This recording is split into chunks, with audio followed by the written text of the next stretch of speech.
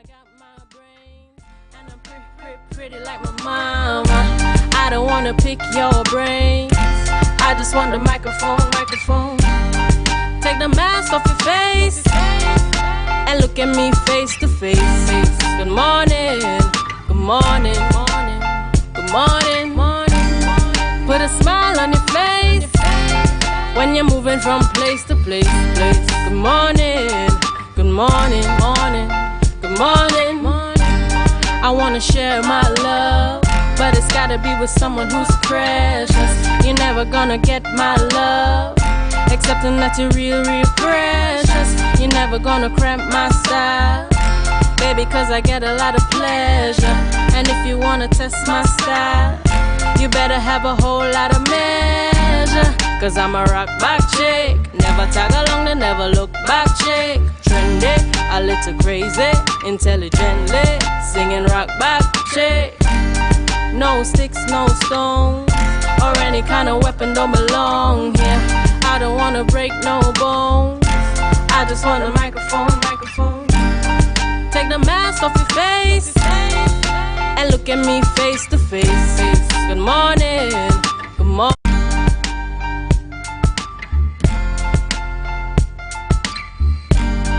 Put a smile on your face when you're moving from place to place. Good morning, good morning, good morning. Good morning, viewers. It's 7 a.m. and today is Monday, the 4th of April, 2022. Welcome to the Tobago Updates morning show, coming to you here live from the Port Mall in Scarborough. As we continue to give God thanks for life, I am Julian Skeet. And I am Rhea Richardson George, and this is the day that the Lord has made, and we will rejoice and be glad in it. Good morning to Tobago, good morning Trinidad, those of you in the Caribbean, and those of you viewing us on the live.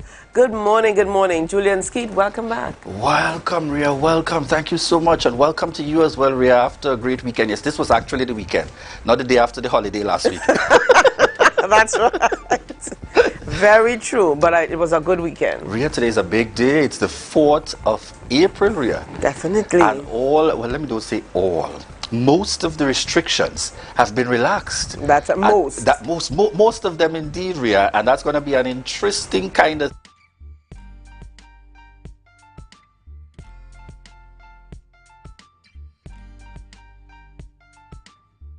maintain their own responsibility. That's right. Interesting enough, no more with the safe zones. No more restrictions at the churches, funeral services, no more restrictions. But according to and what the Prime Minister said, persons now have to, be responsible for themselves. Yes. And if we would say it in his usual tone, you know what I mean? You might get fed up.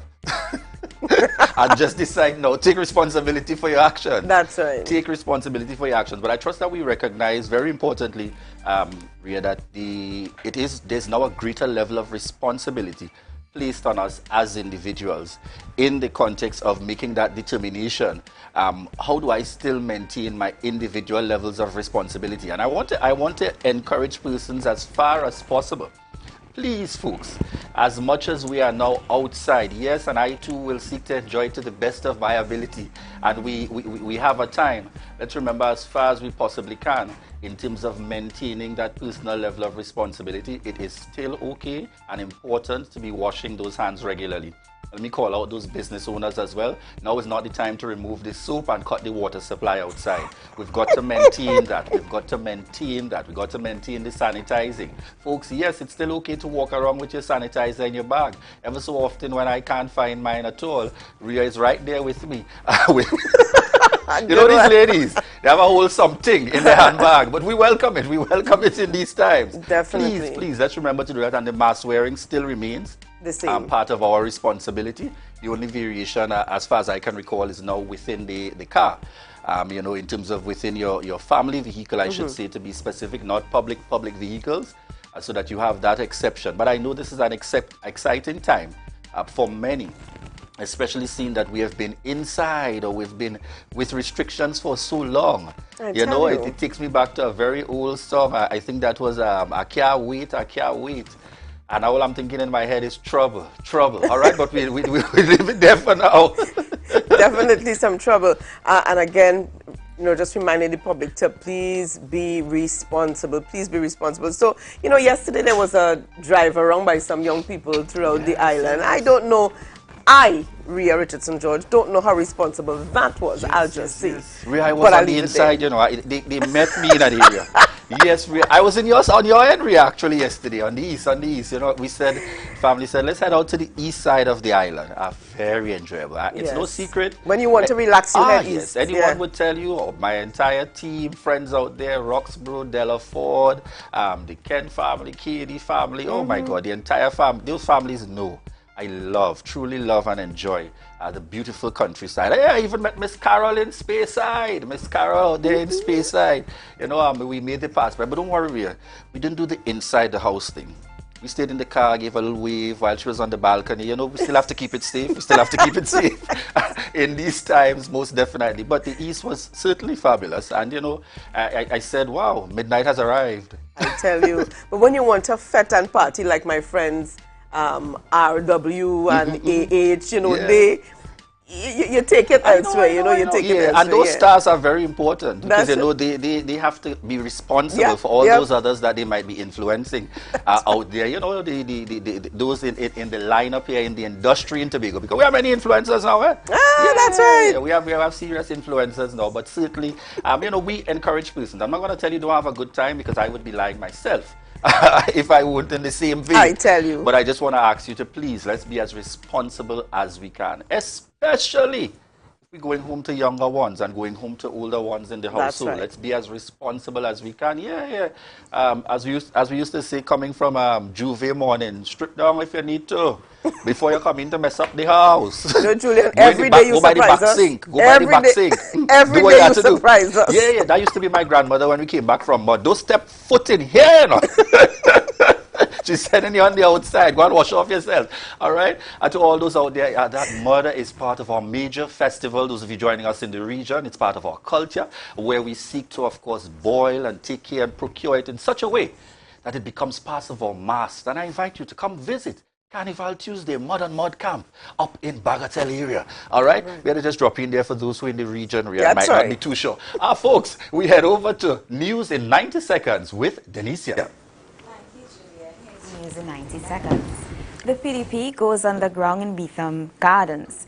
Deputy Chief Secretary and political leader of the Progressive Democratic Patriots, Watson Duke, walked about in the community of Beetham Gardens in Port of Spain. He distributed T-shirts and spoke to people in the community. Duke is attempting to garner support ahead of the launch of the PDP in Trinidad. On Saturday, Duke visited the San Juan market and heard the concerns of vendors. The PDP's launch will take place on Sunday, April 10th at the unveiling of their new office in Barretaria. Safe zones are no longer in effect from today. Last weekend, Prime Minister Dr. Keith Rowley announced he would be lifting most of COVID-19 restrictions as the country attempts to go back to normal life. It means that vaccination cards will no longer be required at bars and restaurants. However, proprietors do reserve the right to determine whether they want to allow unvaccinated customers into their establishments or not. The price of eggs is set to increase. According to an article in the Newsday, egg producers says they can no longer absorb the increasing costs of egg production. Global factors such as the unrest between Russia and the Ukraine and other supply chain issues have increased the price of corn. Corn is the main ingredient in chicken feed. The egg producers say they are now forced to pass on some of that increase to customers. Discussions are still ongoing as to how much that increase will be at the groceries across the nation. That was your News in 90 Seconds. Back to you, Julian. All right. And Rhea, this morning I have to remember to give a quick shout out. Was in Trinidad, in terms of into the weekend there. Shout outs to Miss Janice. I think she said it's in that's that area heading up to Arima there. But let me just say, Miss Janice from the East in Trinidad that watches the safe. show. That's right. every day. She says, I tune into I make sure I tune into Gael. I said, good morning. So not a problem. We're shouting out Miss Janice this morning, morning to you. And Ria, of course, this morning I got to give some points there and kudos to a bright and sunny morning. Yes, folks, yellow blazer and shirt.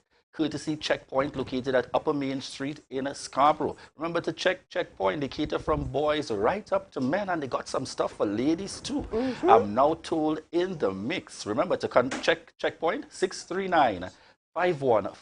That's 639-5148. All right, well, we're going to head over into some birthdays over the weekend and into today. Yes. Yeah? So, who do we have up first? Right, and I'm really happy about this one here. This one must you know you as Auntie Ria. This is a little one here. I mean, I've known this child since she was born. This is Miss Nana. This is Aliyah Delia. Gabrielle Nana. It's Delia. And she's there with her dad. All right. Delia. Delia. Okay. Yes, Aliyah Delia. Nana. Aliyah. Yeah, Delia. First, you can't stop at Aliyah.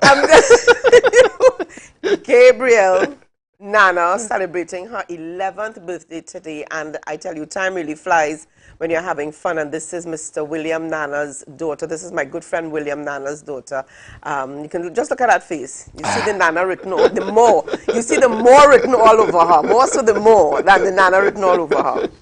All right, certainly. And we also have here on the lineup Tamara Romeo. Yes. Sister of our very own Denicia Dempster. You all see the you know, the identical kind of look there. You see it? I'm not sure if Denicia will agree. Wishing Tamara happy. Yeah, the younger one doesn't usually agree. Wishing Tamara a very happy birthday. We're also sending birthday shout outs to Candice, as some know has Miss out there, one of our teachers making her mark. Certainly we want to wish her a happy birthday from the Tobago Updates family. And the birthdays continue to flow. That's right, and this is Dexter Abraham celebrating his birthday, or celebrated his birthday yesterday.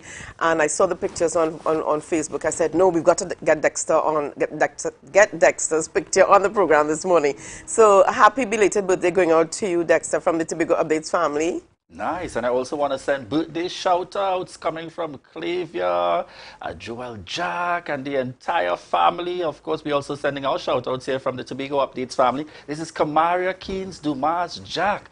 All right, we want to wish you a happy birthday. We know she celebrated over the weekend, Ria. Certainly. All right. And we've got an anniversary coming in as well. Anniversary greetings. We're supposed to have that picture up. That's some right. Anniversary celebration. Yes, that is Colin and Marissa Alexander, who celebrated their 29th wedding anniversary yesterday. So love going out to you guys from the entire Tobago Updates family. And this couple hails from Roxborough, Tobago. Nice. Yeah, up there indeed. All right. So Julian, we've even got some really quick pics from the function that the Signal Hill Government Primary School held on Friday. Let's go back to that first pic. No. We're coming back here. But let's go back to the brightly colored. You know, they're kind of Russian. Maria, this was indeed an amazing activity executed by the Signal Hill Government Primary School. Yes. Yeah, I had to navigate from a distance I in terms of solving and working along with the team for some of those clues. But I'm seeing definitely Mom and my very young one, my pride and joy representing out there. But I love the colors here of this team. And this is the team that won the best dressed. And I tell you, and you're not seeing the shoes, but I'm telling you here, viewers, even the shoes were matching. All right, so let's see if we can get the first place. The first place winners, their names. Oh, here So the first place. I know that would have been Cherie's, the team with This Cherie. is actually the second place. Right. All right. Actually, that's my classmate in the and lineup this is our third place. This is the third place team. This is Ah, beautiful. And And that is Akel Franklin. yes, yes, you can't Akel and miss- his family. All right. And what was amazing, Ria, the school had the chat in order to keep the energy going. They play second. This is the team that plays Right. second, yes. And the energy was high. I think the competitiveness was even higher among parents than it was. The children just wanted to have fun. They didn't care really, but I tell you, this was, as you mentioned here, this was an excellent initiative. Yeah. And you can find out, you could get some more on social media because the Tobago Sports Live did carry the event. And so you can get some more information there. Definitely. Kudos going out there again to Principal Devines, Sir Peter King, Miss James out there. Will and the King really entire hard in the team background. At Signal Hill Government, really seeking to create that all-wrong kind of child. Kudos going out to the entire team for the extra effort. All right. Ria, who do we have on the lineup? Today is Mandate Monday. So let me just at least mention, we're going to be chatting with Sean Bigart Hutchinson, Director of Tobago CivilNet, as we speak to Mandate Monday. Commitments coming out from the Chief and his entire team that we'll be carrying live from 10 a.m. this morning. So we'll be chatting with him to get a perspective, viewers. We want to thank all of you for the continued support and the love that you show, those of you on Gael, the channel, those of you on M&E TV, those of you joining us via Smash Radio, online, whether you're on YouTube, online via our website, and even those of you joining us on social media. And we want to remind you, this is the time while you're sipping on that tea or heading to work to share the live, share the live, share the live. Tobago is Easter, so join us. Call Thorns Place 745-7306 or 682-8676 and book your stay now. Rooms as low as 200 TT. Message us on WhatsApp, Facebook, and Instagram. Just a 5-minute drive from the Scarborough Port. Tobago is Easter, so join us.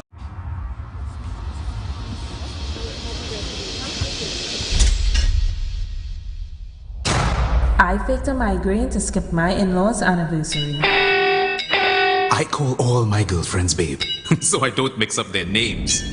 I always pick fights before my boyfriend's birthday, so I don't have to buy him a gift. Some secrets are too good to keep, like the KFC Secret Recipe Bucket, with 9 pieces of chicken and 5 regular sides for $129. Only at KFC. MI4 Security Services Company is the most advanced security service in Tobago. Ask about our cash and transit service. It's safe, risk-free, reliable, and timely. We provide safe banking delivery for all business types and sizes with highly trained staff, 24/7 monitoring, coordinated emergency response, and a well-maintained fleet of armored vehicles. Contact us at 660-7723 or visit our website at www.mi4securitytt.com to sign up today. Rest easy at American Stores. Up to 20% off. Outstanding discounts on selected Serta, Sealy, and Therapeutic mattress brands. Check us out today at American Stores, where we make quality living affordable. Coconut Cafe.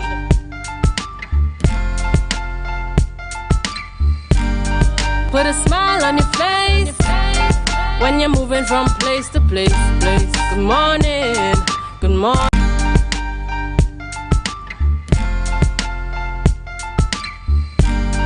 Put a smile on your face when you're moving from place to place. Good morning, good morning, morning. Good morning, It's morning. 7:16 a.m. viewers, and welcome back to the Tobago Updates morning show, coming to you here live from the Port Mall in Scarborough. Viewers, in this segment, we are chatting with Sean Bigart Hutchinson, Director of the Tobago CivilNet, and today we're speaking about Mandate Monday. Morning to you, sir. Morning, sir. It's a pleasure to be here. Good morning to Tobago. All right, excellent. So before we head into the meat of it in terms of Mandate Monday, for the benefit of all our viewers, both local, regional, international, just give us a sense, the Tobago CivilNet. What is the Tobago CivilNet? Well, we are proud to say that Tobago CivilNet is maybe one of the most significant and important initiatives undertaken by Tobagonians in the recent past. We are an organization of individuals and organizations who have come together to provide a voice for Tobagonians, to enable Tobagonians to participate in the political process from the grassroots level, to empower ourselves so that the communities, the villages, the people, the different collectives, the young people, older people, women, children, youth can come together as one body or a collective body to address the significant challenges, problems, and issues that we have to deal with in Tobago. So we have consolidated, you might say, 2 years of preparatory work where we've been discussing, coming together, and just last week we formalized, well, we're formalized ourselves, but we formalized through an annual general meeting, and I was honored to be elected as one of the directors. We have a chair, we have a public relations office, we have committees that deal with different areas of Tobagonian life, education, culture, the economy, politics and governance. So we're trying to organize ourselves and assist the people of Tobago to be organized, to take a stand in their favor.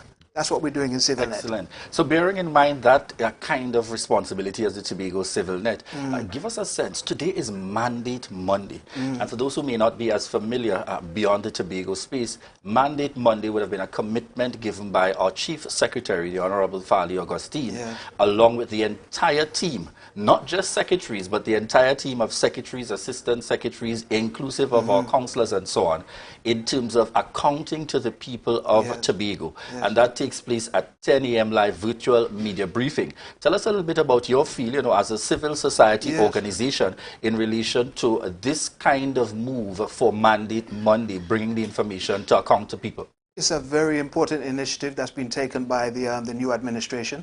It's historic on a superficial level, on a basic level, to account for themselves, to account for the decisions that they've made, to come to the people and to address the people in this way is very important.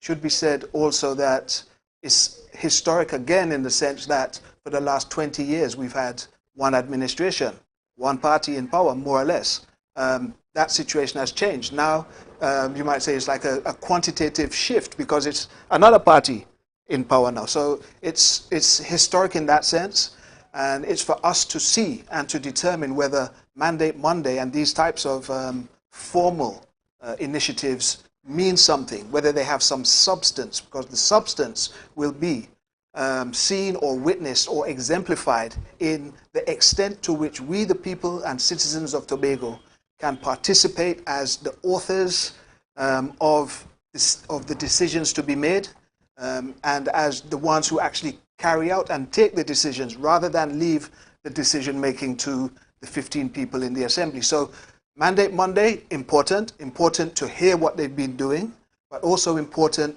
for us as the electorate to hold them to account, not just on a Mandate Monday for that matter. 365, 24/7, we should be holding them to account. So if it's in their realm, I would suggest they have a mandate Monday, Tuesday, Wednesday, Thursday, and Friday. So tell us something. The Chief Secretary would have made certain commitments by way coming out of retreat. Very early in the year, I think it would have been just around January or so at the start, given an indication of this is what is expected. It was a very extensive list that would have been identified. Tell us at least one of the areas that the Tobago CivilNet is really looking forward to hearing updates on, specific to the areas that the Chief would have mentioned very earlier on, which we're all looking forward to the updates this time around. Yes, well, CivilNet, one of the things that we've been doing is organizing discussions with, this is prior to the election, and during the period of the whole election crisis last year, we organized several live streams where we called on candidates at that time for the THA, and we called on the potential chief secretaries at that time to come and discuss with us their plans for the future. And Fali Augustine, as he was then, now Honorable Chief Secretary, shared with us some of his aspirations for the future, one of which was a budget audit, which is quite important, and there were several others. So in terms of holding them to account, hearing what Mr. Augustine has to say, Comrade Augustine has to say, we would like to hold him to account to discuss with him what he's doing on issues such as that. In terms of particular problems that may need addressing in CivilNet, as I said, one of the things that we are trying to address is the issue of education, the quality of education provided, also the standard and attainment levels of our pupils. And to that effect, we have an education committee where we organize professionals, policymakers, parents, to discuss the issues in education. And on Thursday this week, we'll be having a public forum to discuss these things. So issues such as that, we think the society should take up, and we think the issues that the society is discussing as a concern should be mirrored by the aspirations and goals of the Chief Secretary and the Tobago House of Assembly. All right, so the Chief Secretary also made some early commitments, again, coming up in January, specific to those within the fishing industry, Yes. in that sector and the community space. What are your thoughts in that regard, in terms of looking forward to feedback in that area as part of civil society? Because he would have mentioned in terms of treating with the fisher folk and some areas specific to that. Yes. He would have also spoken to some areas in terms of community work, some very specific community work, assisting, in terms of moving things forward and doing the relevant investigations. Your thoughts and your expectations today? Again, very, very important. The fisher folk, the fishermen and fisherwomen, if there are fisherwomen, are one of the most important collectives in Tobago. They're providing employment for fisher folk, and they're also providing food and sustenance for us. And how they do that, how they are made strong enough to do that on an efficient basis, on the most professional basis, is crucial.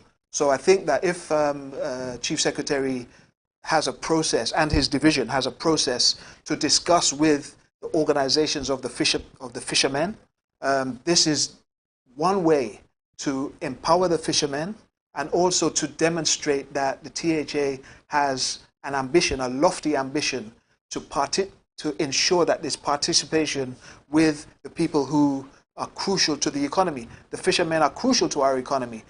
Just one collective, the transport workers, the drivers, the bus drivers, PTSC drivers, those on Caribbean Airlines, they're crucial. The taxi drivers, they're crucial. Transport is a important factor also that needs to be discussed. Healthcare, education, I've already mentioned. Facilities for our young people and youth. As we're opening up right now, reopening right now. Tell me something, because we're running out of time as we look to wrap this morning's interview. There would have been a number of commitments. This administration is just, I think this would make it about 4 months in from the beginning of December when we held elections. Yes. What would you assess as success at this point, only being 4 months in? Are you looking for 100% report of completion, 75%, 50%? CivilNet, just tell me, by percentage, what would be your assessment of progress at this point? Assessment of progress at this point, 60%. 60%. We aspire to 100%. 60% because the public face, the public relations, the media work of the administration is excellent. It's been very good in that sense. But we need substance and we need content, and the content is the extent to which the people are empowered and participate in the political process. So we don't just leave everything to the THA and to Fali, but that we work as partners with them, with him, to solve all the problems that we have in Tobago. Excellent. Telephone and social media handles for persons trying to get in contact with the Tobago CivilNet. Telephone number, sorry, off the top of my head, I can't remember. That's all right. Tell us. Facebook, definitely. Instagram, definitely. Me, at Sean Big Hutch, on Facebook and on Instagram. We have CivilNet on Instagram. You can find us. Google us. Excellent. And your new chair is Rodney Pigott, well known in Tobago as an author, a poet, a spoken word artist, very active, very inspirational character. In fact, our entire board are very serious players, big hitters, who have Tobago's interests at heart. Thank you so much. We're out of time this morning, folks, but we were chatting there with Sean Big Art Hutchinson, or as he would say, Sean Big Hutch. Look out for him on social media. Morning as well, going out to Mr. Rodney Pigott. Congratulations on taking on the responsibility now via your inaugural meeting as chair of the Tobago CivilNet. This morning we were chatting with director of the Tobago CivilNet with regards to Mandate Monday. All right, thank you so much again for joining us. I want to give a quick shout out there. We're seeing Shirley Cook on the live, Ayana, Cosmo Girl, Ned on the live, Siobhan Stewart Allen, Laverne Simon, Tenessa Lawrence. Thank you, Tenessa. Checkpoint 6395148. Lyndon Lashley on the live this morning. We're also seeing Listra Belfont, Renicia Williams, and the list goes on. I want to thank all of you joining us via TV, via radio, and online. And remember, it's important as we continue to work for you to share the live, share the live, share the live. Tobago Glass Supplies has been a leading name for over 37 years in the glass and aluminum market in Tobago. We provide an extensive range of high-quality, innovative aluminum and glass products for commercial and residential use. Competitive prices with superior and professional services by committed employees who are guided by rigid quality standards. Tobago Glass Supplies specializes in the manufacture and installation of glass and aluminum products that are essential to today's homeowners and the business environment. We are engaged in marketing, sales, and installation of a variety of products. These ranges from windows and doors to necessities such as mirrors for homes and vehicles, designed and manufactured in-house or imported.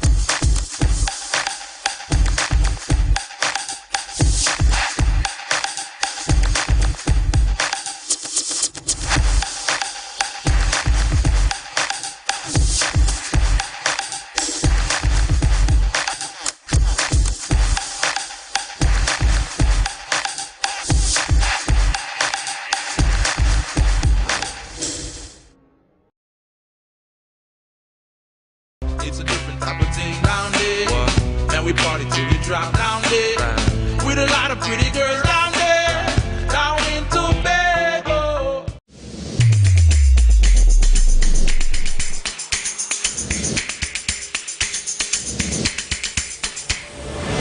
Good morning, good morning, put a smile on your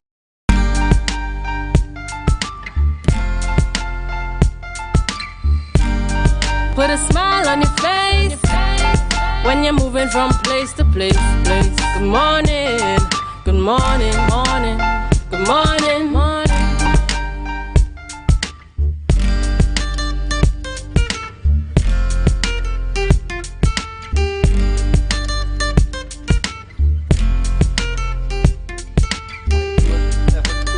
And welcome back to the Tobago Updates Morning Show, coming to you here live from the Port Mall in Scarborough. Yes, those excellent views are right on the outside of the Port Mall. All right, on set with us this morning in this segment, we are chatting with Junior Benjamin, Senior Superintendent Trinidad and Tobago Police Service, joining us on set this morning. When I hear the name Benjamin, and they say it's a big boy that reached back to Tobago, just make sure that they know. Tell us your Tobago roots. To each and everyone, it's a privilege to be here. I grew up right here in Tobago, in Canaan to be exact, and I've been away for at least 32 years, but it's good to be right back and to give back to Tobago. As my assistant commissioner says, it's about time that persons come back and give back to Tobago, so it's a joy to be right back and to, to help, especially protect and serve with pride in Tobago. All right, excellent. So tell us a little bit. This morning we're going into the discussion speaking to readiness for the Easter. But before we even venture in there, tell us about the most recent experience. How has the management been in the Tobago space in particular within the COVID pandemic and, keying to this many restrictions that the police would have now been required to have taken on? Yes, and let me just say, Tobago has been a tremendous experience, and I say that because I recognize that Tobago really, the people here in Tobago are law-abiding citizens. And Julian, I can really testify to that. And we have seen tremendous improvement in terms of our statistics. Clearly, last year, we were basically second overall in terms of our performance. And heading into this year, we can attest to the fact that we are second in our detection rate. We have a 47% detection rate. When, given the fact that the commissioner would have given a mandate that we should have at least 35%, Tobago is operating at a 47% above the threshold that was given. And overall, we can also attest to a reduction in crime, even in the midst of the pandemic. We saw a reduction last year and we are also seeing a reduction this year as well. So it means that the strategies are working. It means that the public is working with us to ensure that we have a safe space. Even for the Easter, we are expecting that we're going to continue to see that, even though we expect an increase in terms of persons coming. When coming to the support of the police and law and order, we believe that Tobago is really a law-abiding citizen. Excellent. So that's definitely commendations going out there for those here in the Tobago space, that we continue to uphold that responsibility. Today marks the dropping, so to speak, the reduction, or should I say major reduction, in terms of the restrictions and so on. Any fears, concerns, or admonitions that you would like to give before we even reach into Easter itself? And certainly. And we're going into this space. I am certain that everybody wants to exhale. A lot of people we expect, I mean, if we look at what happened last year, we had over nearly 60,000 people coming to Tobago. And therefore, it is going to be a very challenging situation. However, we have put things in place, or we have a three-phase approach. And first of all, it was the formulation of our operational plan, and that was done, and it was presented to our ACP.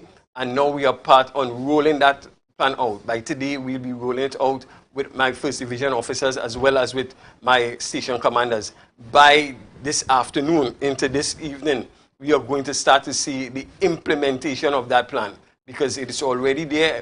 We all came together, collaborated. And we believe that once we put the plan together, you're going to see a lot of police officers out there. We'll be doing a lot of exercises. You're going to see a lot of DUI exercises, again, because we know persons are going to want to drink and drive. We're saying, please be careful. We want to have a safe space. So we are going to see a lot of exercises outside there. We're going to do a lot of raids and searches, especially where we find persons that are, what we call priority offenders. They are coming into Tobago. We are saying Tobago is not a place that you want to be. We are going to be out. We are going to be looking out for them. We have warrant exercises, and we are having persons from Trinidad coming across so that they know the persons from Trinidad. They're going to be tag teaming with all officers here, and we are going to have a safe space here. We are expecting the public to have some patience with us, but we're going to certainly be ensuring law and order in Tobago. So we definitely can look forward to what will be additional levels of policing happening in the Tobago space, especially within this period going right into Easter. Certainly. And one thing we have done our assessment carefully, and we recognize that we needed that extra strength. And we are going to have the IATF and even some other units joining us. And it is there because, the police service, it's about the synergy among the divisions and the units. We are also going to be augmented with other strength from the units here in Tobago. So we are going to be very prepared to deal with whatever situation comes our way. Tell us about some of these simple offenses that you want persons to look out for and to be responsible with, because those are, commonplace, and really those are things that people can avoid but take for granted. Right, certainly. And when we look at our crime situations, some of our what we call our tower crimes is that of general larceny, break-ins. We are seeing a lot of that, especially as it relates to residential areas. We are telling persons, please be very mindful not to leave your homes open. I know that Tobago is a safe space. I mean, it has always been that place where you can go down the road and leave the house open. We're saying not again. You need to make sure that you lock your place. If possible, it is important to let your neighbor know that, hey, I'm going out, take a look over my place and that kind of stuff. We also want to encourage persons. We recognize that not just the larceny, but even leaving things outside. A lot of persons are leaving a lot of expensive appliances outside. We're saying, please do not do that. You're leaving it open so that persons could really have a field day.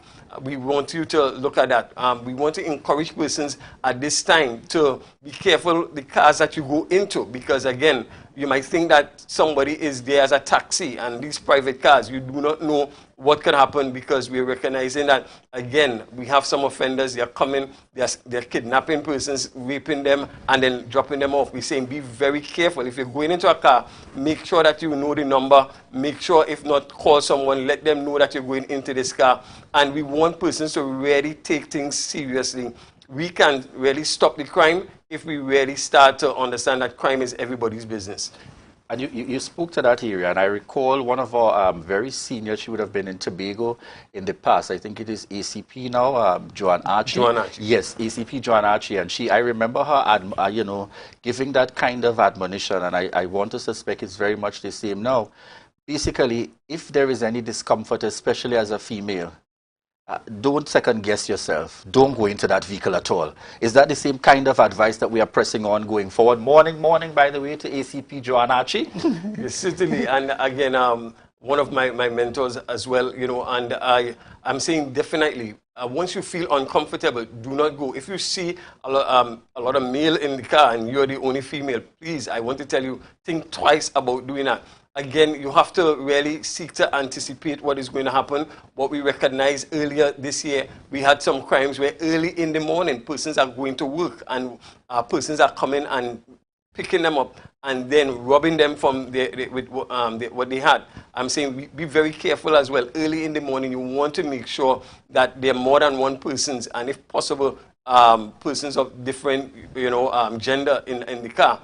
And, you know, before you actually get into that car. So I'm just saying, all in all, we have to really try to be very mindful of the situation and very try to see how well we can avoid these dangerous situations. Remind us very quickly, for those who may, you know, thinking, you know, it's small money, nothing to worry about. Are some of those fines, seatbelt wearing, drinking in terms of with breathalyzer testing and so on, what kind of fines?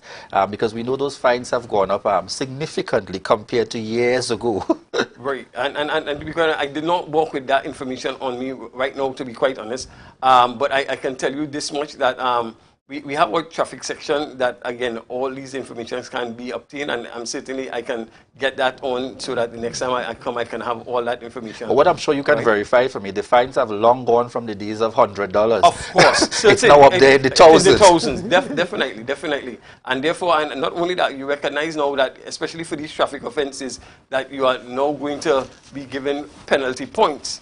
And therefore, these things has now gone where it's not just about money anymore. These points, after it has accumulated to a certain amount, you're going to be suspended. So again, you don't really want to play. I think that the law has come a long way to let people recognize that it is about seriousness. It's about lives. I want to also continue to admonish the Tobago citizens that let's keep up the good work, because I think that we have seen a decrease again in the number of accidents and fatals that we have thus far. We know that now things are opening up. People are going to start to drink and so on. We want persons to be very mindful. Do not drink and drive. We want to make sure that everyone gets back home to their families and that we can have a good time, but yet, you know, maintain law and order. And I just want to reach, just before we wrap this morning's interview, tell us about policing from the standpoint of our citizens. And by that I mean quite clearly, we have seen policing in the sense of just mere strict, rigid enforcement, and the public is angry with the police, versus policing that seeks to engage in an effort to hold persons responsible and accountable, and then proceed from there. What are you encouraging within the TTPS? Because you know sometimes there are general complaints out there from civilians indicating the police don't care about people. The police just hard and harsh. They want to show off themselves in a time like this. What's your admonition from both ends? And you know, you just incorporate here in terms of your advice going forward. Yes, and let me just say, I'm so big on that because I have seen it so much time that, again, it seems like sometimes like if the police doesn't even have respect for the persons. I believe, and I have been championing that especially Tobago is a tourist-oriented place, and therefore we have to be big on customer service. One of the things that I have initiated is that of what we call back to the community.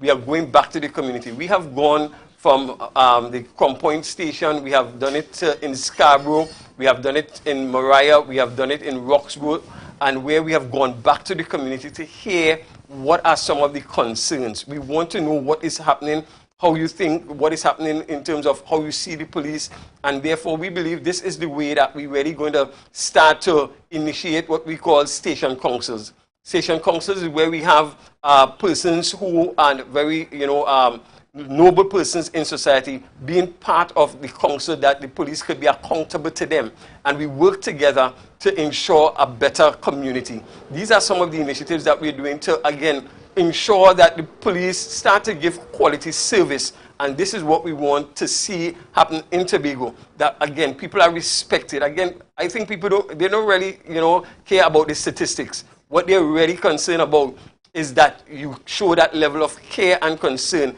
especially for their report. So one of the things that we are doing now, we are saying within 15 minutes, we want you to at least get a call that hey, the police is coming or the police is already there.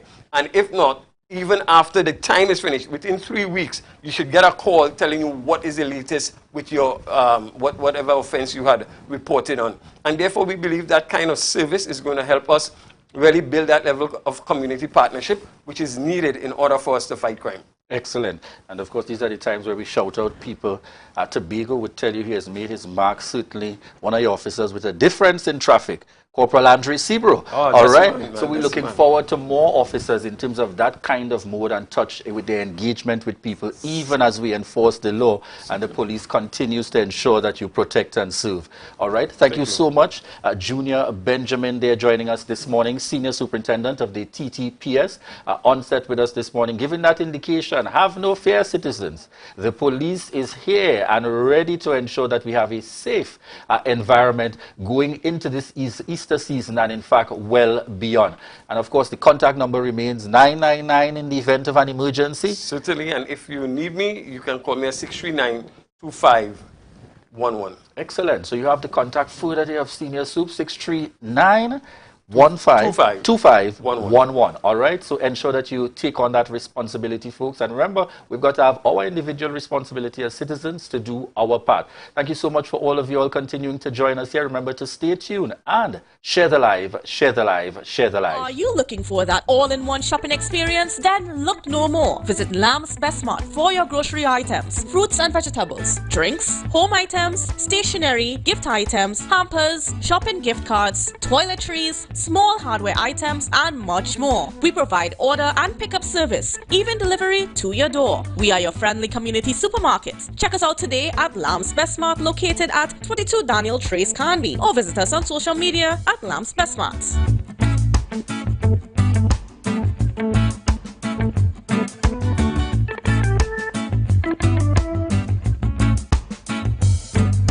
I'm Patricia Nicholson-Richards. Welcome to Tobago Update Sports. I'm your boy Marcus Daniel. Thank you. Trinidad and looms as remains when the public is nobody lives here.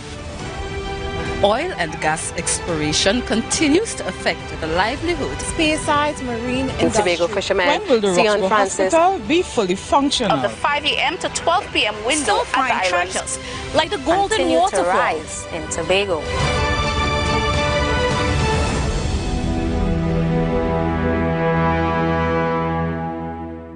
You can now get whatever you need whenever you need it anywhere in Tobago with Tobago. Your meals, medication, groceries, and shopping all delivered directly to you. No more hassle, no more stress. Get the Tobago app today on Google Play or Apple App Store. That's TAPPOGO and let us deliver to you. Check our website at www.tapogo.app or call the experts at 494-TOGO and 484-4746. Tobago. Relax. We will get it to you. Tobago's at your service. Put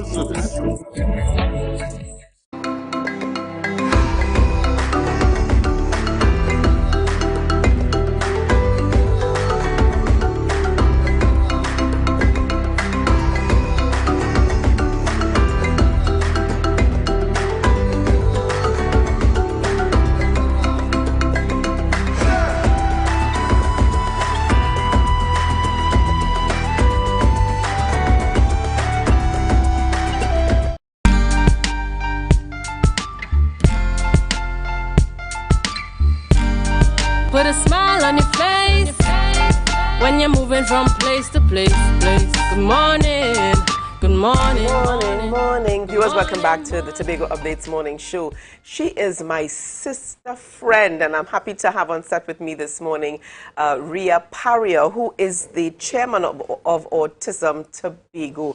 And this morning we're talking World Autism Awareness Day 2022. Good morning and welcome to you, Auntie Ria. Good morning, Auntie Ria.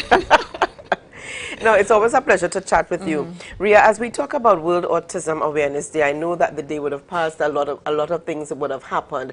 But I want you to give our viewers an idea this morning of a bit of your story. And I know you're never shy about telling your story, why you got involved in autism awareness in the Tobago chapter. Tell us a bit about your story. Good morning again, and good morning, viewers. Well, my story is an interesting one. My son was displaying some very strange behavioral, activities and behaviors. And my cause of concern as a parent, in terms of seeing him not speaking, not babbling, not, doing certain things that you expect as a toddler and a child. And I remember his speech delay was a very big concern to me, and someone said, take him to a speech therapist. And it is through that process, understanding and getting diagnosis and so on. And another parent invited me to a workshop hosted by Autism Tobago. And it's in that workshop, my eyes were open. I learned so much information. It's like, wow, I'm not alone.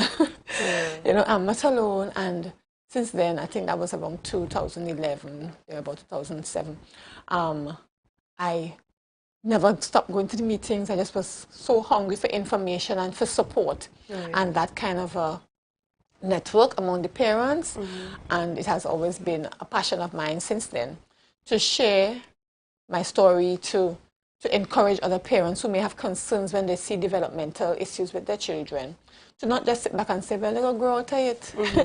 If you have that, nagging feeling in your gut, that something is not right, check it out. It may not be autism, it might be something else, but, don't just sit by as a parent and say, well, they will grow out of it or something else will come. All right, I want you to share with our viewers this morning as well some of the comments that you would have gotten as a parent when your child may have been somewhat unruly, not knowing that there was an issue, there was an underlying issue to his behavior. What were some of the things that the public, people who just didn't know, would have said to you? Things you never say. Things you should never say, exactly. That could be a whole interview. Sometimes they will say, well, why I can't control this child, I was like, I hear them muttering in the background, I was like, some people don't know how to train their children, eh? You will get the stares. And I remember one time we were in the grocery and he was really having a serious meltdown.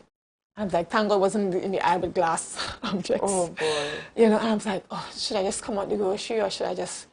And a man was trying to scold him, I mean, not touch him, but, trying to speak to him. And I had to tell him... To have behavior. To behave himself, And I was like, I had to just mention to him, I was like, he is not understanding what you are saying. Because in terms of his comprehension, at that time, his language development was very delayed.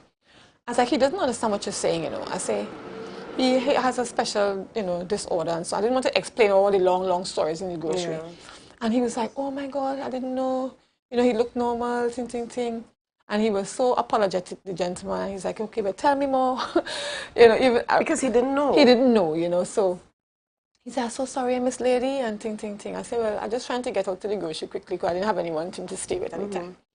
But sometimes people don't know. I took him to the bank one time and just ran around in a circle. And I'm trying to tell security, I said, is there any way I just want to ask a question? Right. I could just go to the head and ask the question because, my son, he's just kind of letting loose in the bank. And sometimes, again, people look at you and think you're a terrible parent because you can't control your child.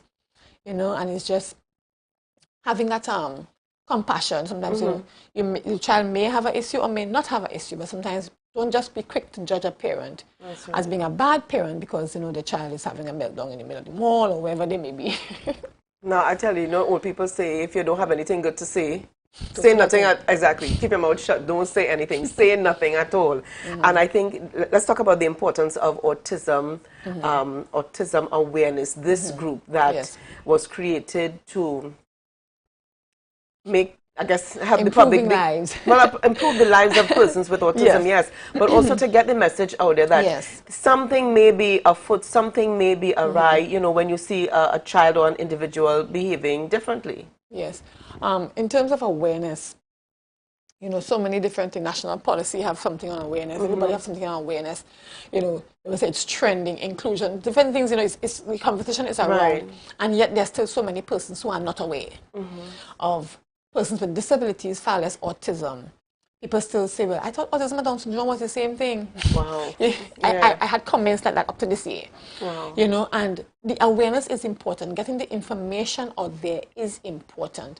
You know, and given the opportunity to talk about it, I will take it to share. And just to encourage persons, you hear the word autism, AUTISM? Google it. Look it up. Read up about it. A teacher, a nurse, anyone. You have never heard about it? Read up about it. You can find information on our Facebook page or Instagram, wherever. And it is important that we edify ourselves. We become aware ourselves. Don't wait for someone to tell you, well, here, take a flyer. You know, it's around, you're hearing it around. People post it up on their WhatsApp.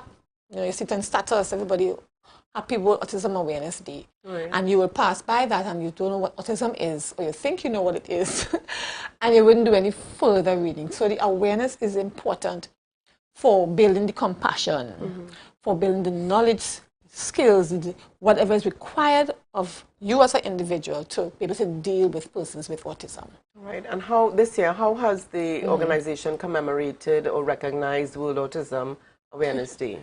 World Autism Awareness Day, that was Saturday, the 2nd of April, and we had a motorcade.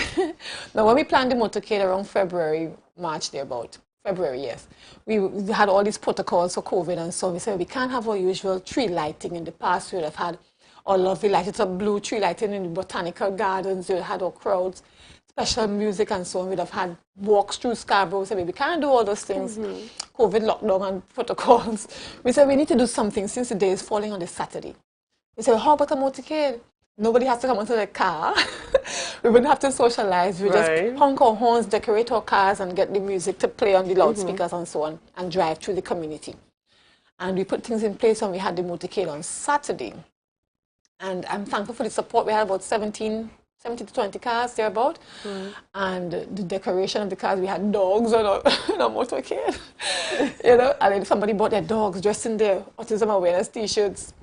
And the balloons on the cars and the loudspeaker, thanks to Divine Connections, they always support us, sharing the message of what the day was all about. And the Sustainable Goals number 4 by the UN, about having inclusive and quality education. That's the theme for this year. And we were sharing that, you know, we don't want our children to be left behind either. We don't want children with Down syndrome. Nobody must be left behind when it comes to education. And we were pushing that theme this year, that, you know, we want to see persons with autism reach their full potential and have that, that chance to be educated as well. All right. And I'm really happy to hear that. I'm really happy to hear that. And tell us about what's coming up next for autism awareness. Well, what we are trying to focus on this month is encouraging parents to tell their story. Right? Tell your story. Put a picture up with you and your child on our Facebook page. Put it somewhere, because it's not just me, it's not just 2 other parents. The amount of calls I receive, you know, through the last year, during the lockdown time, parents have stories to tell.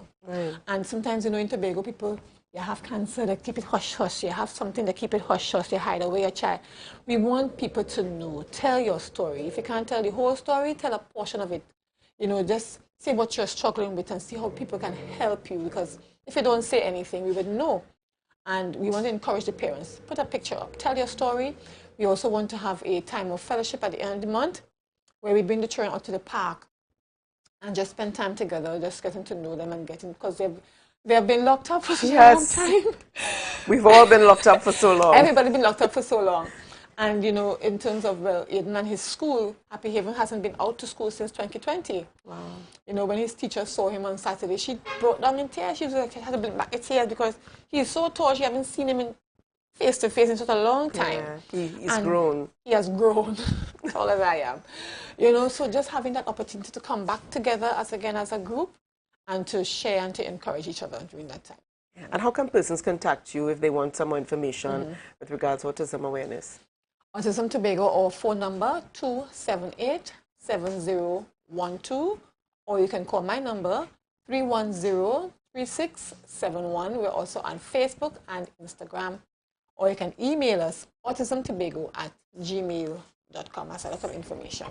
Thank you so much, Auntie Ria. Always a pleasure to chat with you.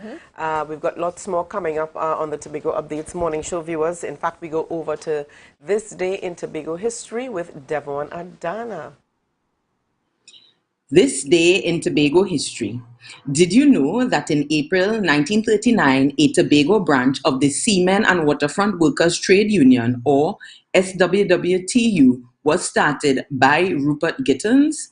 According to Susan Craig James's The Evolution of Society in Tobago, 83 years ago this month, the assistant organizer of the Public Works and Public Service Workers Trade Union, or PWPSWU, assisted Gittins with getting the initiative off the ground on this island.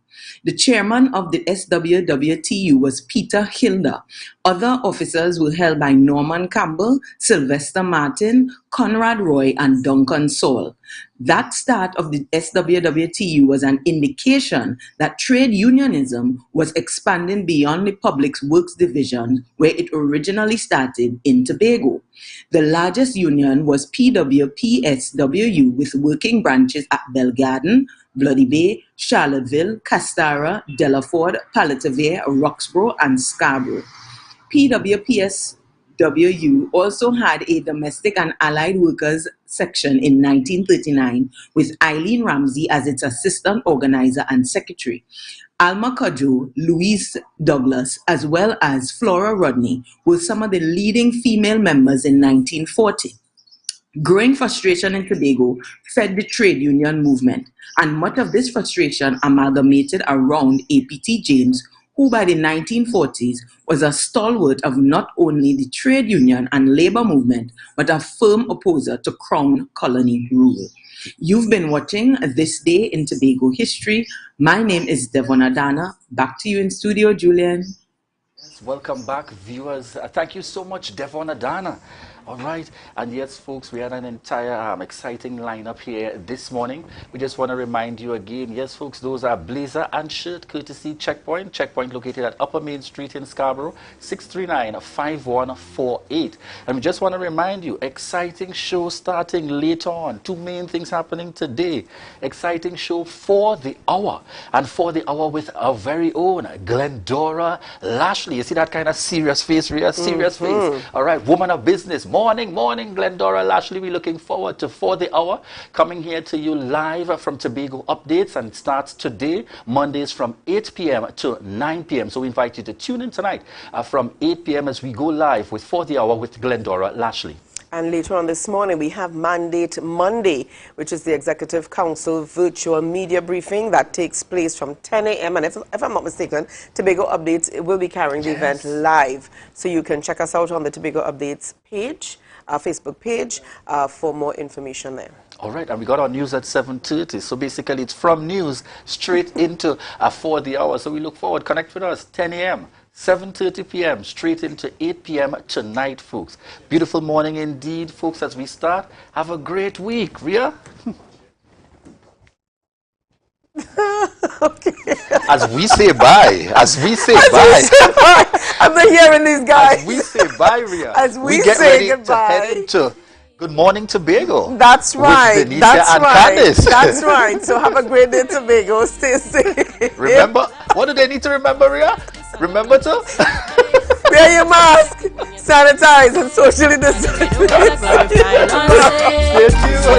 And I got my brain, and I'm pretty like my mama. I don't wanna pick your brains. I just want the microphone.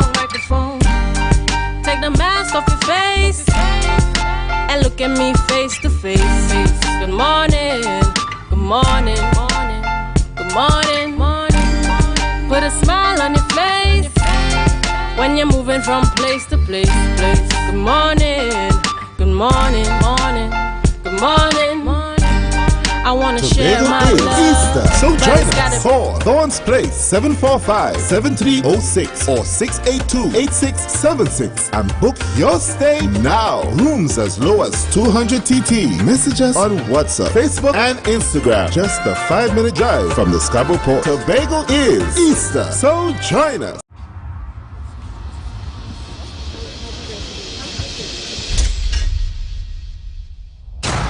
I faked a migraine to skip my in-laws' anniversary. I call all my girlfriends babe, so I don't mix up their names. I always pick fights before my boyfriend's birthday, so I don't have to buy him a gift.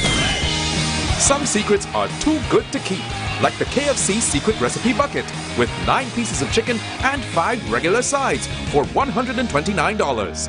Only at KFC. MI4 Security Services Company is the most advanced security service in Tobago. Ask about our cash and transit service. It's safe, risk-free, reliable, and timely. We provide safe banking delivery for all business types and sizes with highly trained staff, 24/7 monitoring, coordinated emergency response, and a well-maintained fleet of armored vehicles. Contact us at 660-7723 or visit our website at www.mi4securitytt.com to sign up today. Rest easy at American Stores. Up to 20% off. Outstanding discounts on selected Serta, Sealy, and Therapeutic mattress brands. Check us out today at American Stores, where we make quality living affordable. Coconut's Cafe, the buffet restaurant that specializes in all your tasty local dishes. For breakfast and for lunch. Breakfast includes coconut bake and sada roti, served with chokers, bull joil, and sausages in tomato sauce. Not forgetting beef and cheese pies, shepherd's pie, macaroni pie, and rice in various styles. Meat served in a variety of flavors, garden salads, and pasta salads. All this accompanied by fruit juices, coconut water, your choice of a great combination to appease your taste buds. So call us today to order, as we are here to accommodate your busy schedules or if you are having a cooking day off.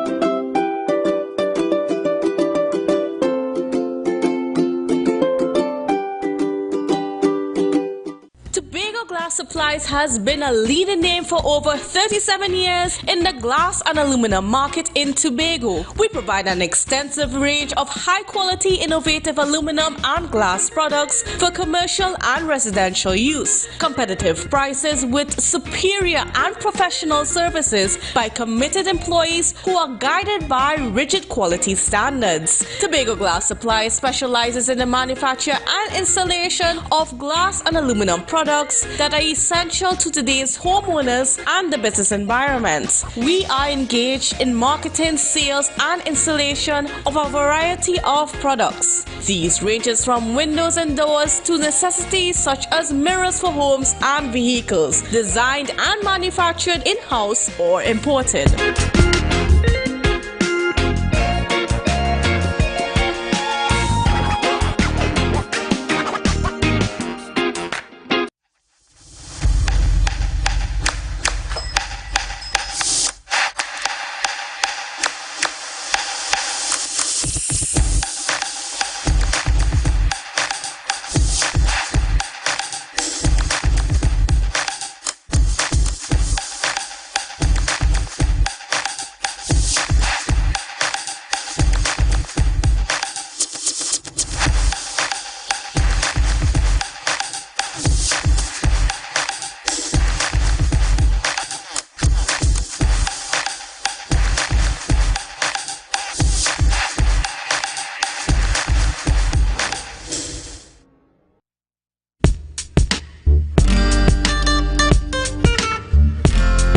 On the microphone.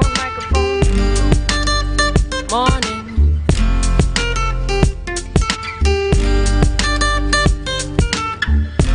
I just want the microphone. Morning.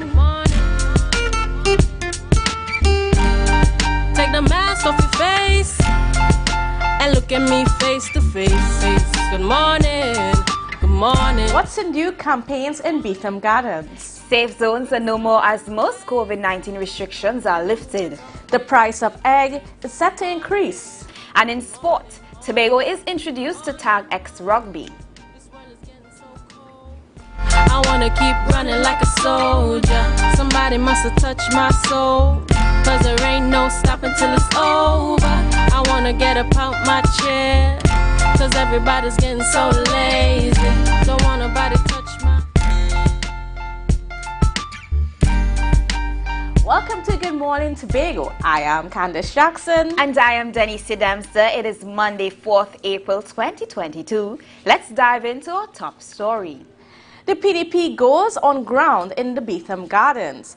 Deputy Chief Secretary and political leader of the Progressive Democratic Patriots, Watson Duke, walked about in the community of Beetham Gardens in Port of Spain. He distributed T-shirts and spoke to people in the community. Duke is attempting to garner support ahead of the launch of the PDP in Trinidad. We come to let Rowley and his team know PDP Spartans come to take over. And we don't fear no man or woman. We're going throughout Trinidad and Tobago. We're going Penal, Rock Road, we're going San Fernando, we're going Cedros, we're going Guayari, we're going Diggum Martin East, Diggum Martin West, Toko. On Saturday, Duke visited the San Juan market and heard the concerns of vendors. The PDP is hoping to contest the upcoming local government elections and is attempting to build out the party first. She had no rest days. For the next 4 years, 5 years, we're on the ground. With money or without money, we will continue representing the people and being the voice of the people. The PDP's launch will take place on Sunday, April 10th at the unveiling of their new office in Barataria. In the meantime, Chief Secretary Falia Augustine is expected to provide an update on the mandate he gave to the people of Tobago 3 months ago. The mandate was a list of deliverables that Augustine called low-hanging fruit, which the Executive Council hopes to achieve in 3 months. Some of the deliverables were the launch of a Show Me a Road Tobago or SMART app, the fixing of a sewer system at Adventure Housing Development, policies to treat agricultural land tenure, regularization of contract employees, starting with TRHA workers, commencement of works to the Little Tobago Jetty, and many more. Augustine will lead a press conference at 10 a.m. to provide an update on that mandate. Stay locked to Tobago updates for live coverage of the press conference. Safe zones are no longer in effect today. Last week, Prime Minister Dr. Keith Rowley announced he would be lifting the COVID-19 restrictions as the country attempts to go back to normal life. It means that vaccination cards will no longer be required at bars and restaurants. However, proprietors do reserve the right to determine whether they want to allow unvaccinated customers into their establishments or not. There is also no longer a limit on capacity in any public space. The lifting of these restrictions comes as good news for those in the tourism industry in Tobago. Many hotels with restaurants on their compounds have struggled with the safe zone policies, as it excluded children and unvaccinated guests. While hotels were allowed to have unvaccinated guests and children, they were not allowed to dine in at in-house restaurants. It forced many people to choose private villas for their stay in Tobago instead of a hotel. Despite the lifting of restrictions, Prime Minister warns citizens that they can return if the COVID-19 cases increase too rapidly. Autism Tobago took advantage of the lifting of restrictions coinciding with World Autism Month and embarked on an awareness drive with parents and children. Autism is a developmental disability that manifests in children and can affect their social skills, communication, relationships, and their ability to self-regulate into adulthood. It is often misunderstood in the public. One parent, Coris Bob, is hoping that through taking part in awareness campaigns, more people can gain knowledge about autism. Because there are people out there that is not aware of the situation. They would see an autistic child and not know what is their mental status. You understand? Some people would not take it seriously because they are not educated. While they are seeking to educate the public, Secretary of Autism Tobago Grace James is hoping that parents will be encouraged to tell their story. Even though we had this motorcade, we still need parents to tell their story to spread the awareness, because we can only help you if we know what it is you're going through. So your experience is the greatest tool in spreading awareness. Members of Autism Tobago were happy to see each other after 2 years of virtual connections. But as COVID-19 restrictions are being lifted and schools set to return on April 19th, parents are somewhat anxious about transitioning their children into physical classes, according to Chairman Ria Perry. Well, many of the special schools weren't open, so I'm looking forward to see how they will cope with coming back out and being able to just participate in what you call regular activities. However, Paria says the members of Autism Tobago will be there to support each other. She also welcomes parents who are not yet a part of Autism Tobago to join and be supported. And now in some positive news, Tobagonian designer Trisha Leacock was recently featured in Essence magazine. Leacock was featured among several other black women fashion designers. The magazine article stated that even though Women's History Month is over, they wanted to continue promoting black excellence in the fashion industry. Saying that fashion is a very male-dominated field, they wanted to do their part in ensuring the world is aware of black women's brilliance in fashion. The article also highlighted Leacock's swimwear line, Kaiso Swim, which was influenced by her Trinidad and Tobago gal heritage. Now on to news from Trinidad.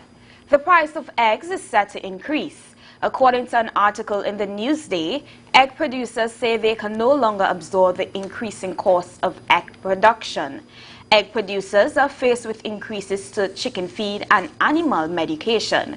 Global factors such as the unrest between Russia and the Ukraine and other supply chain issues have increased the price of corn. Corn is the main ingredient in chicken feed. The egg producer says they can no longer be forced to pass on some of the increase to customers. Discussions are still ongoing as to how much that increase will be at groceries across the nation. Other livestock farmers are also facing the same concerns as animal feed and other necessities have gone up several times in the past year. The government has failed the agriculture industry. Opposition Senator and Shadow Minister for Agriculture David Nakid had some criticisms for the government's handling of the agriculture industry.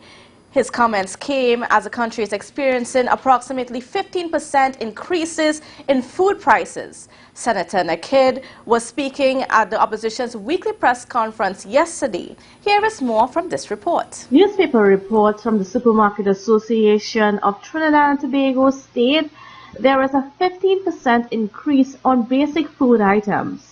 Opposition Senator David Nakid labeled the situation as unacceptable. For the poor and working class families of Trinidad and Tobago, this is a disaster. Nakid says it not only affects the pockets of citizens, but it also prevents many people from having a well-balanced and healthy diet because they cannot afford healthy food.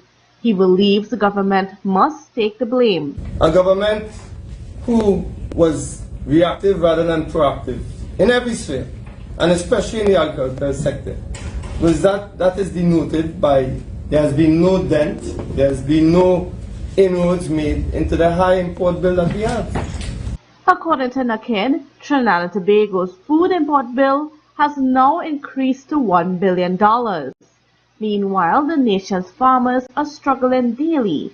They have been left on their own. There have been no improvements in rural infrastructure, access roads to the farms.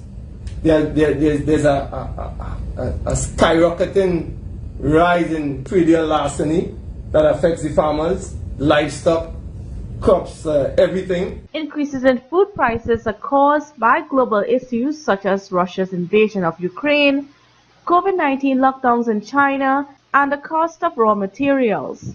While there is not much that can be done about the global factors, Naked believes there are things the government can do to mitigate the increase. Well, yeah, that is not what you are paid to do, Peter Rowley. You're not paid to throw your hands up in the air and say, woe is me. You are being paid to find solutions. Naked says the opposition has offered the government many solutions to help with the agriculture industry. For Tobago Updates, I am Candice Jackson. Find out more about a new type of non-contact rugby when we return from the break with sports. Rest easy at American Stores. Up to 20% off. Outstanding discounts on selected Serta, Sealy, and Therapeutic mattress brands. Check us out today at American Stores, where we make quality living affordable.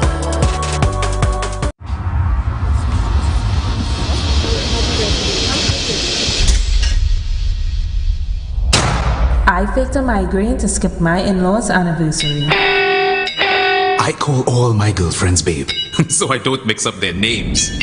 I always pick fights before my boyfriend's birthday, so I don't have to buy him a gift. Some secrets are too good to keep, like the KFC secret recipe bucket with 9 pieces of chicken and 5 regular sides for $129. Only at KFC.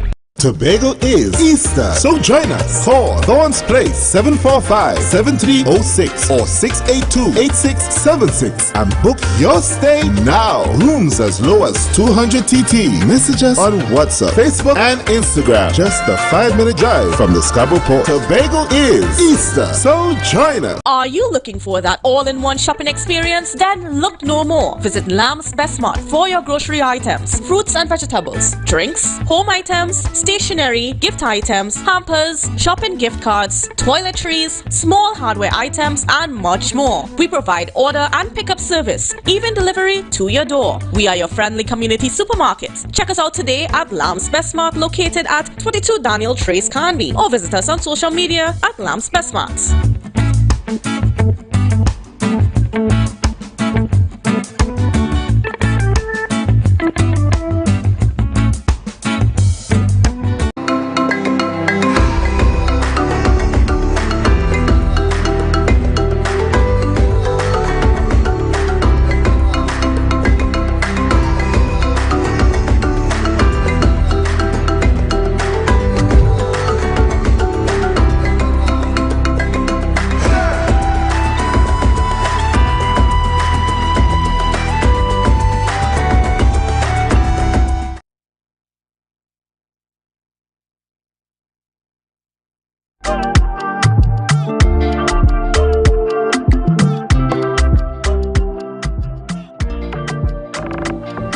Good morning, Tobago. Turning now to some sports.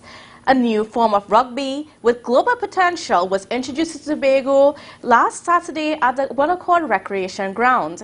President of the Trinidad and Tobago Rugby Union, Maria Thomas, said it is a non-contact sport and anyone can play. Tag X is a non-contact form of rugby, and the dynamic scoring system as well as the virtual system allows the information to be uploaded into an international leaderboard. This weekend there's also a tournament happening in Australia, and so when all of the data is processed, we'll be able to see how our teams in Tobago rank with the teams in Australia. Thomas also explained how Tag X is played. Tag X is non-contact rugby. It's played with flags, which helps for the positioning, which sort of mimics the position that you need for a tackle without actually having the contact. The sides are played 7-on-6. So this is something that's interesting where you have subs that are happening all the time. It gives everyone more of a chance to play, and it introduces natural consequences for certain infractions that naturally happen in the game. It also makes it very fast-paced and quick for the athletes. In addition to the base score line, there are X challenges. So athletes who have a little bit more experience can communicate with the team and achieve these X challenges. This raises the ranking in the international leaderboard. A number of Tobago players participated in the one-day event. Thomas told Tobago Update Sports it is important for Tobago to have an equal opportunity. Tag X will be officially introduced globally in 2023.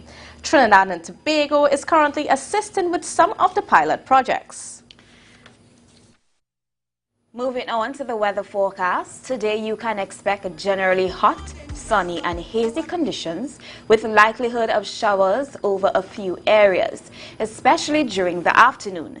There is also a relatively mild concentration of Saharan dust in the atmosphere, which is likely to persist over the next few days.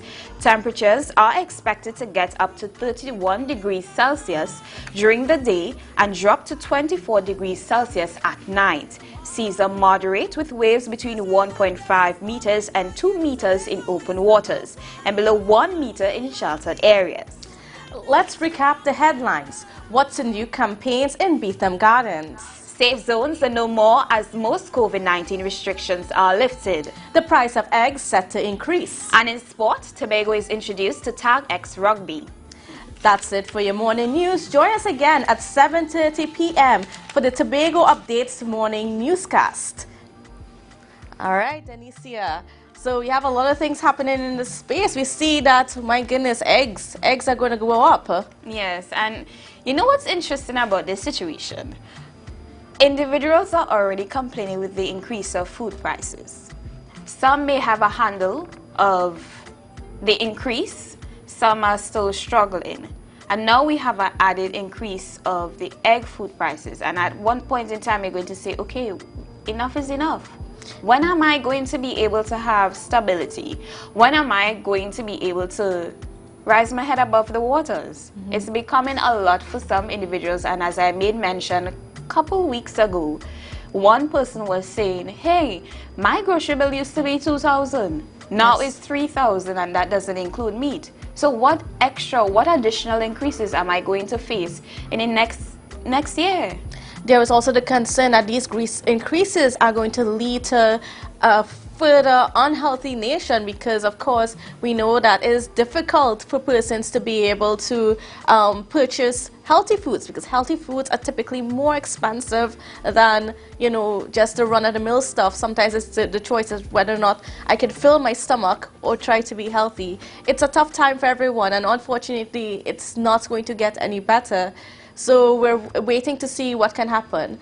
But up next, we have a special interview up next. Yes, we do. We have Mr. Chris James, and he's the president of the Tobago Hotel Tourism Association. And he's going to give us a little information on the state of tourism and what can we do to boost our economy. So stay with us. We'll be right back after the break. It's a different type of thing down there. And we party till we drop down there. With a lot of pretty girls down there. Down in Tobago.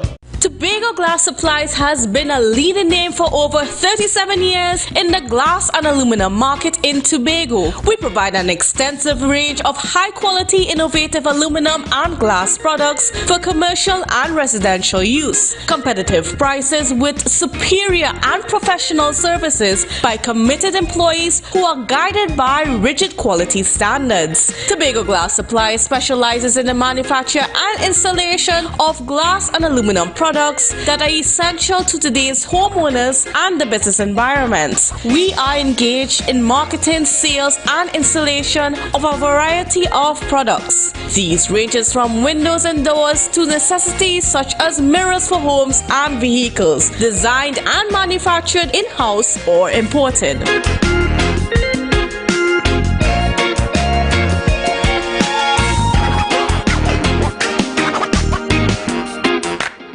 You can now get whatever you need whenever you need it anywhere in Tobago with Tobago. Your meals, medication, groceries, and shopping all delivered directly to you. No more hassle, no more stress. Get the Tobago app today on Google Play or Apple App Store. That's TAPPOGO, and let us deliver to you. Check our website at www.tapogo.app or call the experts at 494-TOGO and 484-4746. Tobago. Relax. We will get it to you. Tobago's at your service. I'm Patricia Nicholson Richards to our top Tobago story. Update Sports. I'm your boy Marcus Daniel. Thank you. Trinidad and looms as remains when the public is nobody lives here. Oil and gas exploration continues to affect the livelihood. Spearside's marine In Tobago fishermen, When will the Sion Roxborough Francis Hospital be fully functional? Of the 5 a.m. to 12 p.m. window Still find at the island treasures like the golden continue to waterfall rise in Tobago.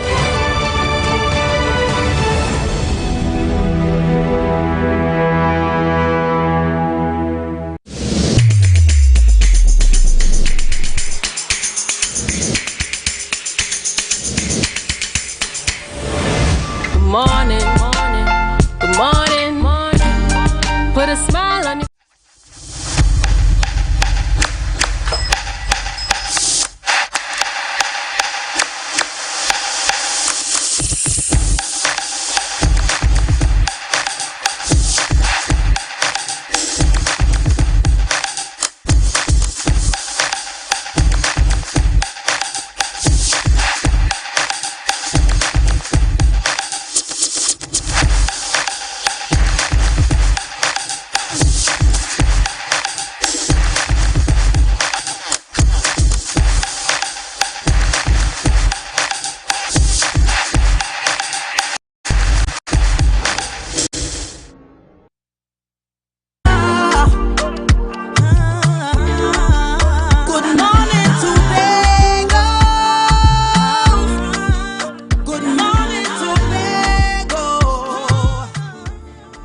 Welcome back to Good Morning Tobago.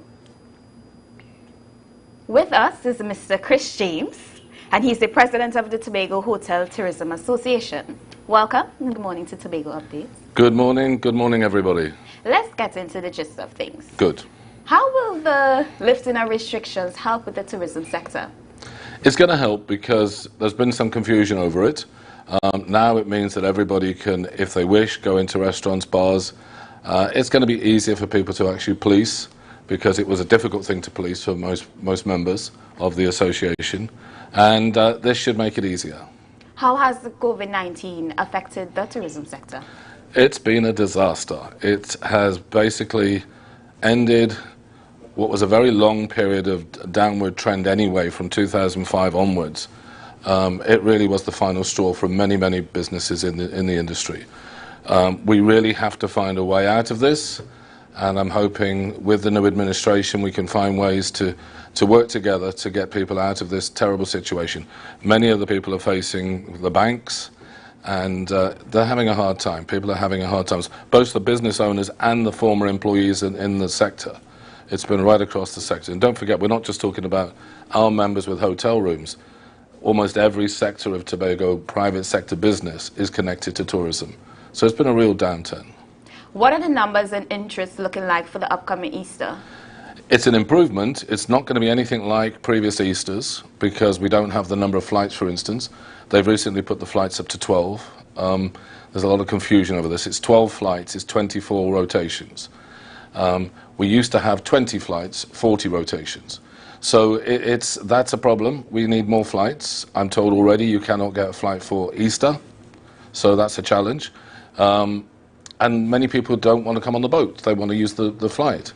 So that's going to stymie some of the occupancy, but it will be better than it's been for the last 2 years, but not as good as historically before 2019. Don't forget, we're very much dependent on the Trinidad market, the market from people from Trinidad to come here, because we have very little international airlift. Based on the situation that you mentioned a while ago with the flights, the difficulty getting flights to come to Tobago, and most people don't want to use the boats. That's right. Are you saying, therefore, that car flights are not enough or sufficient? They're not enough. We need to go at least back up to the 20. When we used to have 20 was the normal number we had every day of the year. What they used to do at Easter is put jets on. In fact, a number of years ago, we got Scanair, when Neil Wilson was secretary, this is going back a long time, we actually provided 2 flights from Scanair to come and take up some of the demand. There's 2 challenges with the air bridge and the sea bridge. We actually don't know what the demand is for Tobago from the domestic market of Trinidad. It's never been actually finalised, both in terms of numbers that want to come, because we've never met the demand, but also in terms of value to the country of Trinidad and Tobago. It's much better for somebody from Trinidad to come to Tobago and spend its money, spend his or her money, than it is for them to go Barbados. We are stopping foreign exchange leakage by them coming here. And then the other thing that I go on and on about, we also, when a tourist comes here, we buy most of our goods from Trinidad. They're manufactured in Trinidad. They create jobs in Trinidad. Again, it keeps the TT dollar in the economy. And until we understand that, really truly understand the value of that, I don't think we're actually going to understand the importance of tourism and how it needs to be funded. So it's a real challenge. We're up for the challenge. We're going to keep fighting, but it's difficult. How can we boost Tobago's tourism sector and by extension the economy? Well, we have to have a consistent amount of marketing money. Our marketing funds have always been less than the other destinations. Again, if we understand the value of it, we'll understand why we have to do that. We'll understand why we have to put that money in. That's the first point. The second point is basically to look at where we are in the whole fundamental exchange of visitors to different destinations in this region. Many of the other areas have been able to attract foreign investment.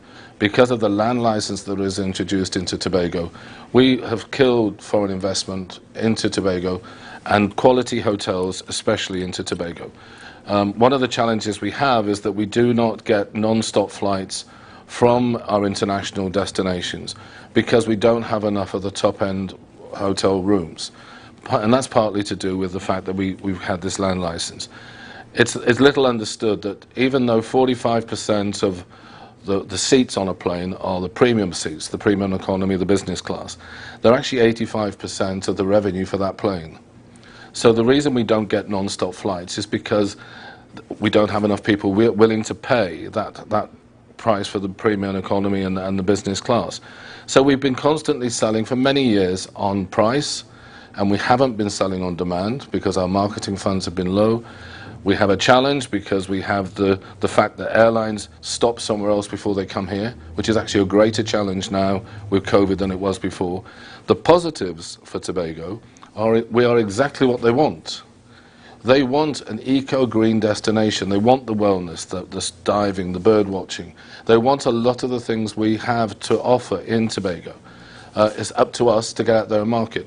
We also need some of the skills in the industry need to be upgraded.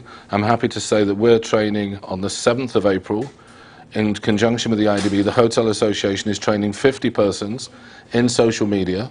So that's going to help those people. It's a problem for a lot of the smaller properties to do social media because of the time and effort it takes. So we're hoping that's going to assist. But there's lots of things we can sit down, get the standing committee started and talk these things through.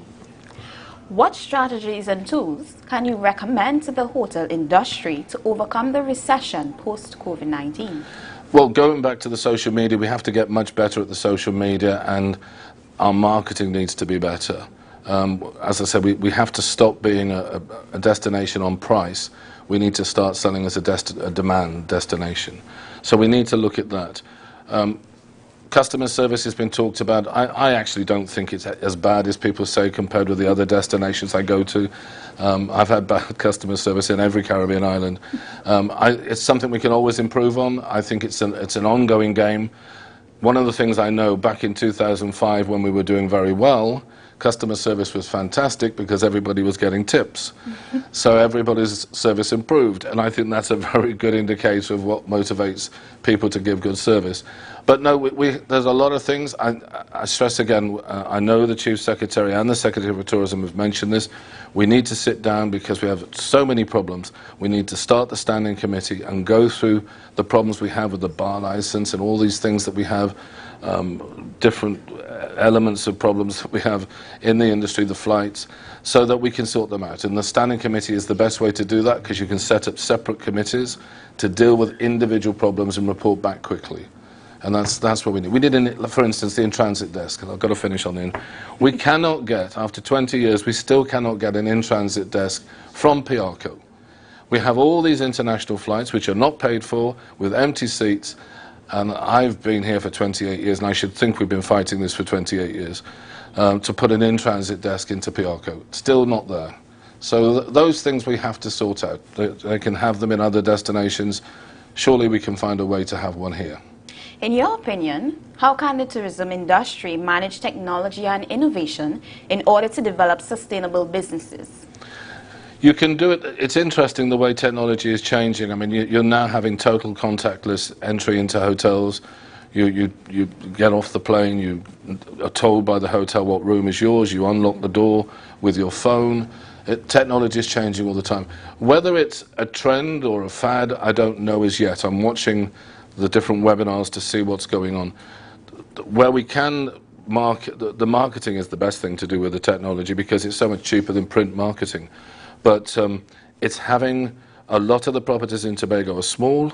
They don't have the manpower to do those kind of social media campaigns. So that's why the association is trying to work, well, we are working with the IDB, but we're trying to work something out with the IDB where we can help them do that marketing.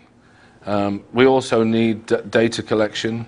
I still believe that the 10% room tax should be going into a tourism fund rather than the consolidated fund, so that we can use that money year after year to promote tourism and to do all the things, the training, everything we need to do with that 10% room tax. How can we ensure tourism will be sustainable if our resources continue to deplete in the long run? Well, this is where you have to understand the value of tourism. Everything is sustainable if you get a good return on investment. If we can prove there is a return on investment, which I know we can, it's just we haven't done it, then we can show that this is a worthwhile thing to invest in. Any businessman knows that you do not put some money into something that doesn't give you a return on investment. We have to prove, and there will be times when the return on investment will not be what we thought, so we don't do that again. That's why data collection is so important, so that we know which works, which one works and which doesn't. So that's a simple thing to do, a complicated thing to get across to the powers that be, but that's what we have to do. We can show a return on investment, and we can show that, see, the return on investment has two elements. It has a creation of jobs, which is a very important part of return on investment, and it has a financial return on investment. I don't know any other industry in the world that can give you a return on investment in foreign exchange, which we need, create the amount of jobs that we need, and involve as many different people on a destination like Tobago as will be needed. So we have to do a manpower audit, we have to do a lot of different things to get this right, but it's all possible.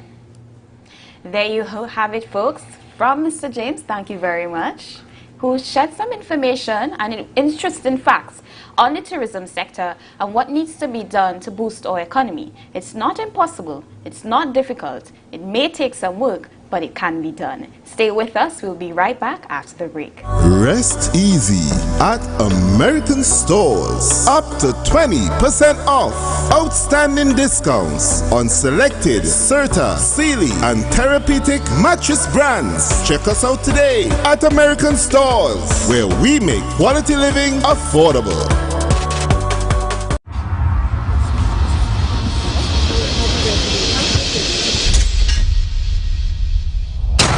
I faked a migraine to skip my in-laws' anniversary. I call all my girlfriends babe, so I don't mix up their names. I always pick fights before my boyfriend's birthday, so I don't have to buy him a gift. Some secrets are too good to keep, like the KFC secret recipe bucket with 9 pieces of chicken and 5 regular sides for $129. Only at KFC. Tobago is Easter, so join us. Call Thorns Place 745-7306 or 682-8676 and book your stay now. Rooms as low as 200 TT. Message us on WhatsApp, Facebook, and Instagram. Just a 5-minute drive from the Scarborough Port. Tobago is Easter, so join us. Are you looking for that all-in-one shopping experience? Then look no more. Visit Lamb's Best Mart for your grocery items, fruits and vegetables, drinks, home items, stationery, gift items, hampers, shopping gift cards, toiletries, small hardware items, and much more. We provide order and pickup service, even delivery to your door. We are your friendly community supermarket. Check us out today at Lamb's Best Mart, located at 22 Daniel Trace Canby, or visit us on social media at Lamb's Best Mart.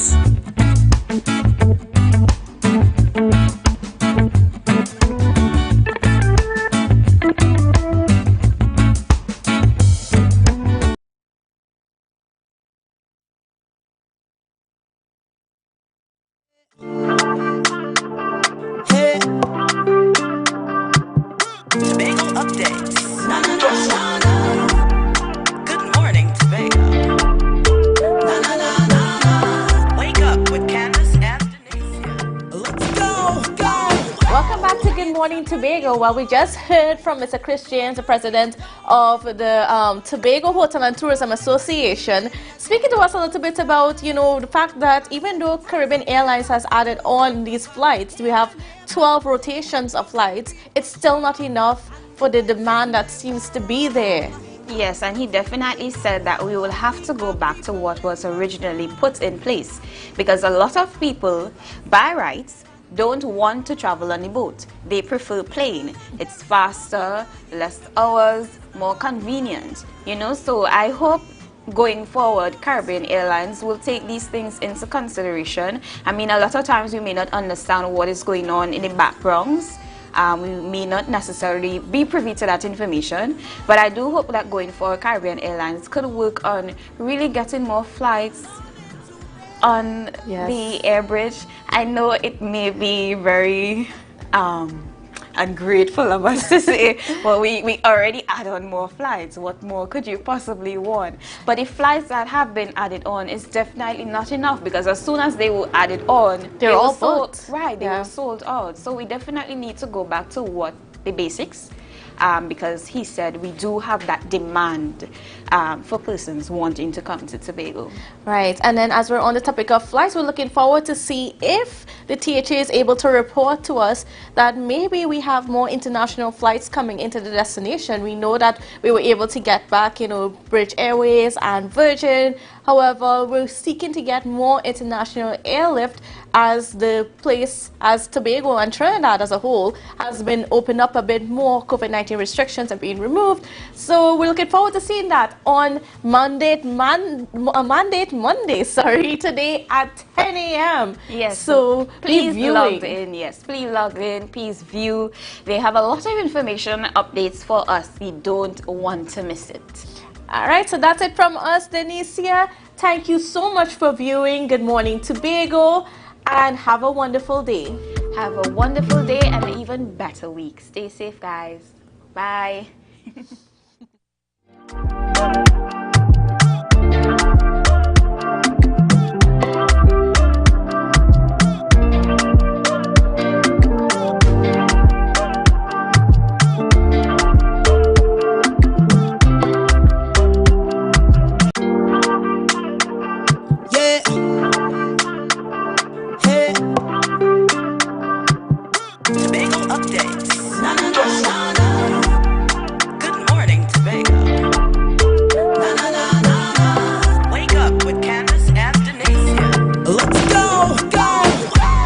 It's a brand new morning, rise up to a brand new dawning. As the passion start to rise, the energy fill the